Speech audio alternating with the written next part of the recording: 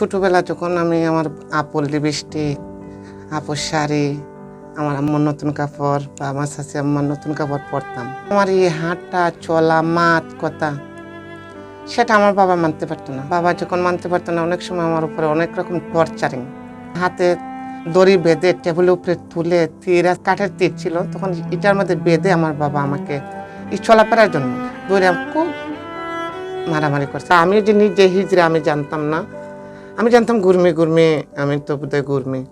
দ্বিতীয়বার আমি যখন এখানে আসি তখন মানুষ আমাকে এমনিতে মায়া করতেছে, এমনিতে টাকা পয়সা দিচ্ছে। একজন আমাকে 300 টাকা ভাড়া দিয়ে আমাকে লাওয়ায় একটা বাসা নিয়ে যেতে, গোলাপগঞ্জের একটা ড্রাইভার। যখন ওনার সাথে আমার পরিচয়টা হয়েছিল, উনি একটু সহযোগিতা করলো, উনি আমাকে একটা হিজড়ার সাথে পরিচয় করাইয়া দিল। তখন একটা হিজড়ার সাথে আমার পরিচয় হয়। উনি বললো, বাসা ছাড়ো, তুমি আমাকে গুরুমা ডাকবাই। উনি আমাকে 4টা ভাত খাওয়াইতো আর টুকটাক কাপড় চোপড়। 3 বছর উনি আমাকে দিয়ে অসামাজিক কার্যক্রম করাইয়া অনেক টাকা পয়সা ইনকাম করে উনি আমাকে দিয়ে। হিজড়ারা হাতে অনেক টর্চারিং টাই আমি পর হয়েছি। ছাদা তুলে মানুষ কিভাবে, ওতে কেউ পিস্তল ধরে, কেউ চাকু ধরে, দৈরাতে চাঁদা আদায় করে। হিজড়ারা যায় বলেন আমাকে চাঁদা দেবো, এমন সুর দেয় না কোনো হিজড়া। যখন হিজড়ারা চলতে পারে না, একটা বাসা আছে সিলেটের বুকে, সে বাসা ভাড়া, কানি, বরণ পোষণ বা চিকিৎসা, তার তো কোনো ইনকাম সোর্স নেই। ইনকাম সোর্স যদি থাকতো, কোনো হিজড়ায় তো কখনো এভাবে হাত পাত না। সে হাত পাতা কিন্তু ভালো, আমার দৃষ্টিতে লাগে সেটা ভালো না। আমি একটা দোকান করি স্টেশন, রেল স্টেশনের মুখে হাতের ডাইনে একটা হোটেল খুলি। আমি চাচ্ছিলাম না ওই দিন হাত পাতা জিনিসটা, আমি চাচ্ছিলাম চাচ্ছি আমি ব্যবসা করে ভাত খাবো।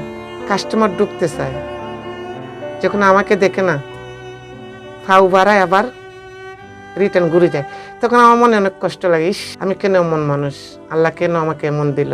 ভিতরে কিন্তু স্বপ্ন দেখে, কিন্তু স্বপ্ন কিন্তু বাস্তব হয় না কখনো।